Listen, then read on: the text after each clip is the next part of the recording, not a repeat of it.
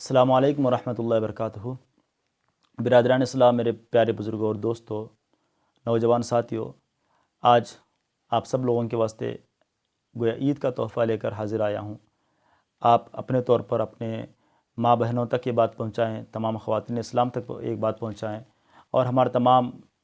اسلام کے خواتین تک یہ بات پہنچا کر کے آپ ان سے انشاءاللہ دعائیں لیں۔ جیسے ہی عید کا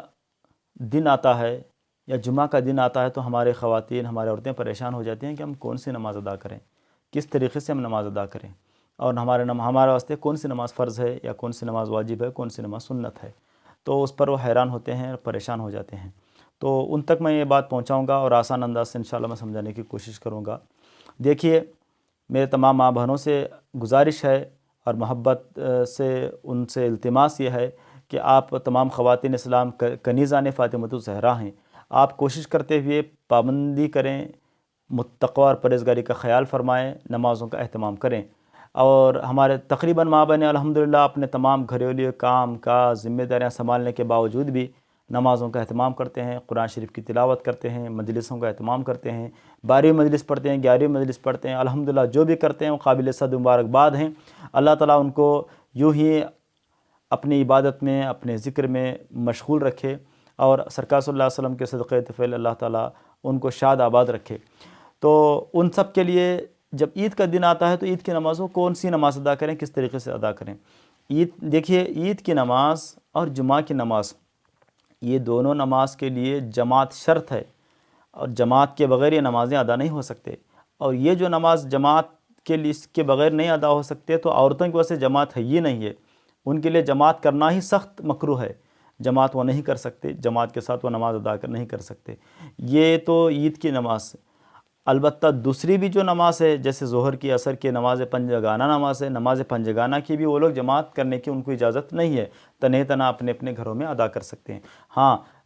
تربیت کے واسطے، کسی کو سمجھانے کے لیے، اپنے طلباء کو تربیت کرنے کے واسطے جماعت بنا کے نفلی طور پر نفل نماز کا اہتمام کروا سکتے ہیں، مگر جماعت بنا کر فرض نماز کی تاکید کرنا یا فرض نماز ادا کرنا ان کے لیے سخت ناجائز ہے، وہ ادا نہیں کر سکتے۔ تو جماعت کے بغیر عید کی نماز نہیں ہو سکتی، جماعت کے بغیر جمعہ کی نماز بھی نہیں ہوتی۔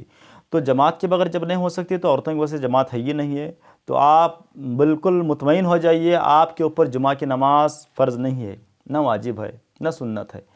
اسی طریقے سے آپ کے اوپر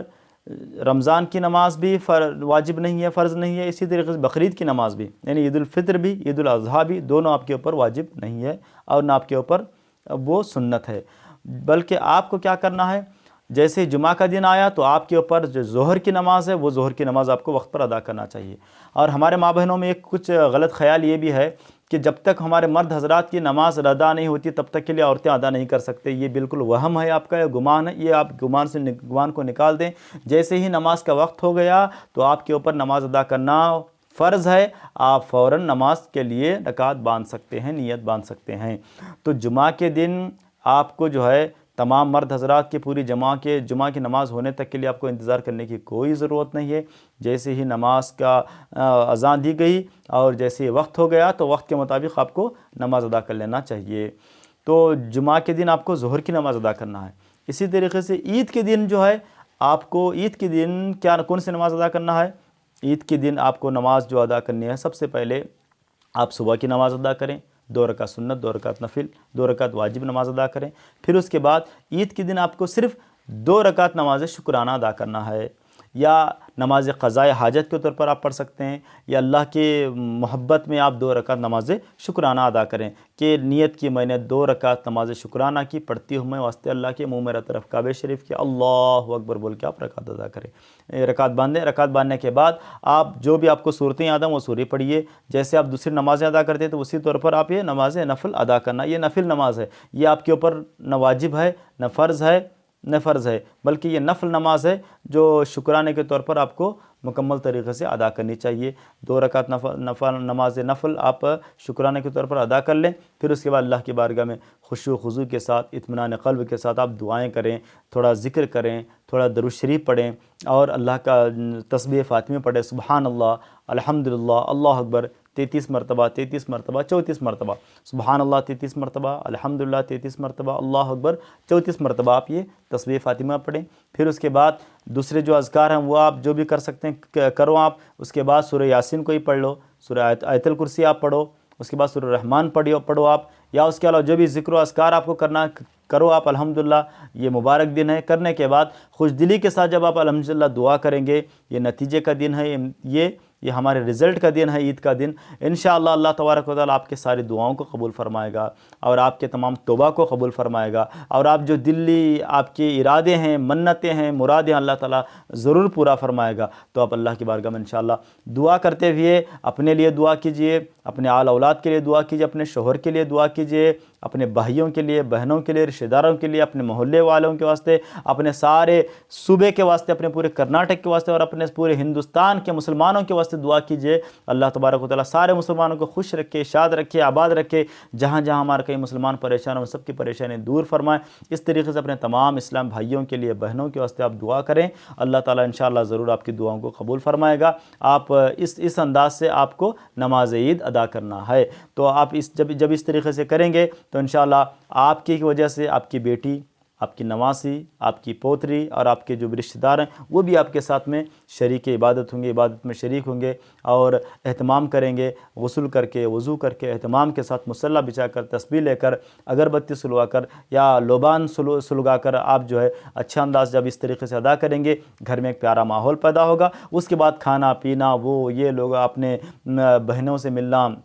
اور اپنے بھتیجوں سے ملنا اور اپنے نواسیوں سے، اپنے رشتہ داروں سے آپ انشاءاللہ ملاقات کر سکتے ہیں، عید کا پیغام پہنچا سکتے ہیں ان کو، آپ عید کا تحفہ دیجئے اور جو ہے ان کو کھلائیے آپ، اور ایک دوسرے کو جو ہے خوشیاں بانٹنے کی کوشش کرو آپ۔ انشاءاللہ مجھے امید ہے کہ آپ سب لوگ انشاءاللہ اس پر عمل کریں گے، اس طریقے سے کوشش کریں گے، اور آپ یہ دعا کر لیں کہ مولا جس طریقے سے ہمیں اس سال رمضان کی ساری رحمتیں، برکتیں، سعادتیں نصیب فرمایا تھا، پھر انشاءاللہ بار بار ہمیں رمضان نصیب فرما۔ پھر دوسری دعا یہ کیجیے، یا اللہ ہمیں اس مرتبہ تو نے رمضان اپنے ملک میں عطا کیا، مولا تو اپنے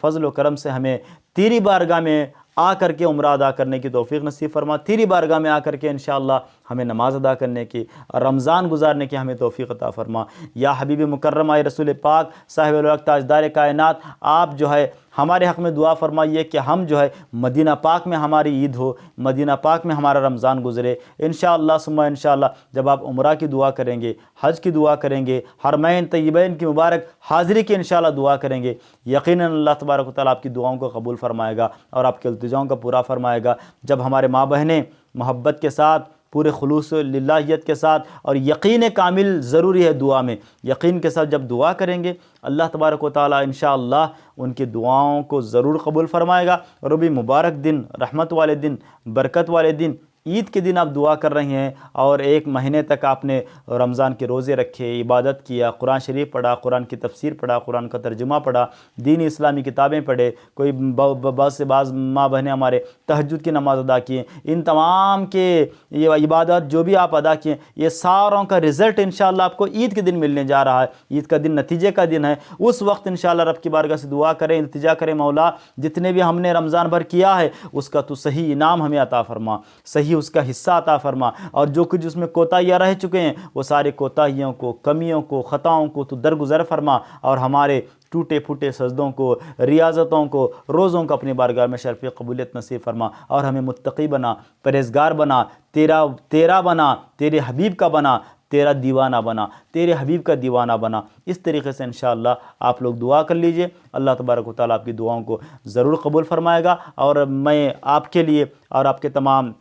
اولاد کے واسطے دعا کرتا ہوں، اور آپ کے تمام کنبے کے واسطے دعا کرتا ہوں، اللہ تعالیٰ آپ کو خوش رکھے، شاد رکھے، آباد رکھے، اور ہم تمام لوگوں کو دین و دنیا کی ساری بھلائیاں نصیب فرمائے، اور ہم سب پر فیضان اہل بیت جاری فرمائے، ہمیں دین کے، اسلام کی مبارک کام حصہ لینے کی توفیق نصیب فرمائے، ہم سب کو بار بار 5 وقتہ نماز ادا کرنے کی توفیق نصیب فرمائے۔ جتنے بھی میرے ناظرین ہیں، سامعین ہیں، ان سب کو اللہ تعالیٰ خوش رکھے، شاد رکھے، آباد رکھے، اور ہر پریشانی، ہر بیماری سے محفوظ مامون فرمائے۔ خاص کر کے ہمارے بے شمار مسلمان جیلوں میں بند ہیں مولا، ان کو ہم لوگ اپنے اپنے گھروں میں آج نماز عید ادا کر رہے ہیں اور اپنے اپنے محلے میں ہم خوشیاں منا رہے ہیں مولا، ان کو بھی تو خوشیاں عطا فرما، ان کو بھی جیل سے ان کے رہائی کا سامان نصیب فرما۔ وصلی اللہ تعالیٰ علی خیر خلقہ نور عرش سیدنا محمد وآلہ وصحبہ اجمعین برحمتک یا ارحم الراحمین۔